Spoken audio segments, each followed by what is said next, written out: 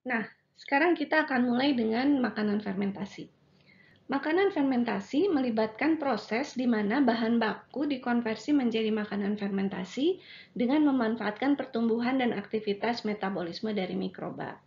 Jadi, mikroba ini akan menggunakan komponen-komponen nutrisi yang ada di dalam bahan baku sebagai substrat untuk pertumbuhan dan untuk menghasilkan berbagai metabolit. Komponen bahan baku yang tidak dikonversi oleh mikroba beserta metabolit-metabolit mikroba dan kadang-kadang juga beserta sel mikrobanya, secara keseluruhan itulah yang membentuk makanan fermentasi. Di dunia terdapat banyak sekali makanan fermentasi, ya mungkin lebih dari 3.500 jenis makanan fermentasi. Dan banyak diantaranya yang bersifat etnik dan diproduksi secara lokal dalam jumlah kecil. Dan di antara makanan-makanan fermentasi tersebut yang saat ini diproduksi dan dikonsumsi, ada yang sudah dikenal sejak ratusan bahkan ribuan tahun yang lalu. Makanan fermentasi ini tidak hanya menghasilkan jenis makanan yang baru, tapi juga punya fungsi yang lain gitu ya, yaitu membantu mengawetkan bahan baku yang berlebih, baik bahan baku yang bersumber dari hewan maupun tanaman. Nah, di sini pada gambar di slide ini bisa dilihat berbagai macam keju yang difermentasi dengan menggunakan jenis susu yang berbeda, jenis mikroba yang berbeda-beda, serta cara pembuatannya juga berbeda-beda. Dan semuanya ini akan menghasilkan jenis keju yang beragam pula, ya.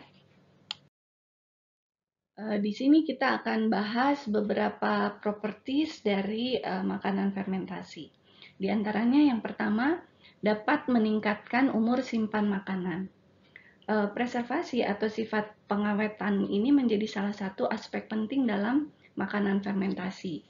Jika dilihat dari awal mulanya manusia membuat makanan fermentasi, aspek ini merupakan salah satu aspek penting yang membuat makanan fermentasi menjadi berkembang sampai sekarang ini. Sekarang pun, walaupun cara menyimpan atau mengawetkan makanan sudah jauh lebih berkembang, tetapi pengawetan tetap menjadi salah satu fitur penting dalam makanan fermentasi. Hal ini membuat makanan dapat disimpan lebih lama dalam kondisi yang tetap aman untuk dikonsumsi. Kemudian yang kedua, meningkatkan nutritional value. Kebanyakan makanan fermentasi mengandung nutrisi yang lebih baik atau lebih tinggi dibandingkan bahan bakunya. Misalnya saja yogurt. Yogurt dengan pembuatan yogurt, maka yogurt ini dapat diminum oleh orang yang menderita laktose intoleran. Sementara susu sebagai bahan bakunya tidak cocok untuk orang yang laktose intoleran. Mikroba yang terlibat dalam proses fermentasi juga merupakan mikroba probiotik yang berkontribusi terhadap kesehatan saluran cerna. Atau misalnya wine. Wine mengandung senyawa fenolik yang memiliki aktivitas antioksidan yang dapat mereduksi resiko penyakit jantung dan kanker. Sehingga wine ini dikenal dalam sebagai Mediterranean diet ya gitu ya disebutnya ya, yang baik untuk kesehatan manusia. Kemudian yang ketiga, properties yang ketiga, makanan fermentasi itu dapat meningkatkan functionality dari makanan tersebut ya. Makanan fermentasi umumnya bisa berbeda kegunaannya dibandingkan dengan bahan bakunya. Bisa terdapat peningkatan atau penambahan fungsi melalui proses fermentasi ini. Misalnya saja gandum dengan roti ya, antara gandum sebagai bahan baku dengan roti sebagai olahan proses fermentasinya kegunaannya berbeda ya. Atau misalnya barley dengan bir gitu ya, itu juga berbeda gitu. Jadi kegunaan dari makanan fermentasi dan bahan bakunya bisa berbeda. Kemudian properties yang keempat, organoleptik. Propertiesnya juga meningkat ya. Jadi makanan fermentasi juga memiliki aroma, cita rasa, tekstur, dan kenampakan yang berbeda dari bahan bakunya dan bisa lebih disukai dibandingkan bahan bakunya. Nah, kemudian selanjutnya ciri makanan fermentasi yang lain, makanan fermentasi itu unik. Berbeda dengan bahan baku awalnya, bahkan dengan makanan fermentasi sejenis. Tadi ya kita lihat gambar berbagai macam keju ya.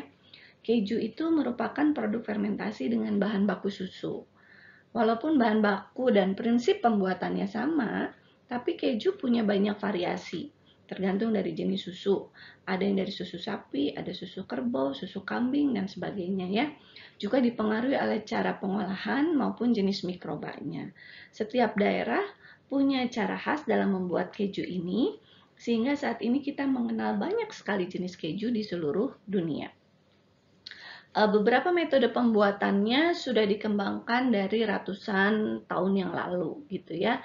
Dan beberapa metode pembuatan ini telah mendapat pengakuan internasional yang bahkan dilindungi secara hukum. Jadi ada license tertentu gitu ya.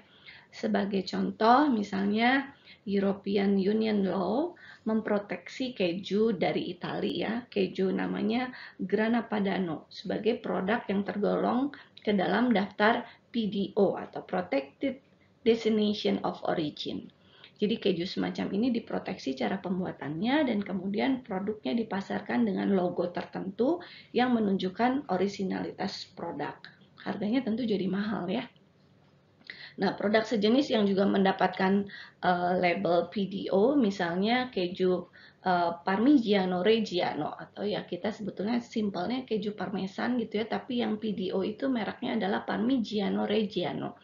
Jadi kalau parmesan yang keju craft pepesan itu bukan PDO ya. Atau misalnya kalau dari Inggris ada keju cheddar yang juga punya label PDO itu. Nah, kemudian yang terakhir, properti makanan fermentasi yang lain adalah dia bisa meningkatkan economic value-nya gitu ya.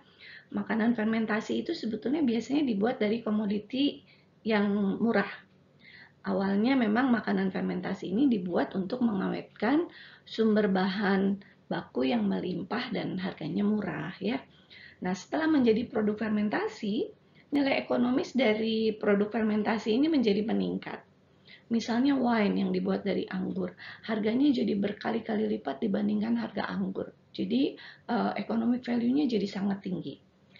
Beberapa produk fermentasi lainnya punya profit margin yang tidak setinggi itu, seperti misalnya yogurt yang dari susu gitu ya.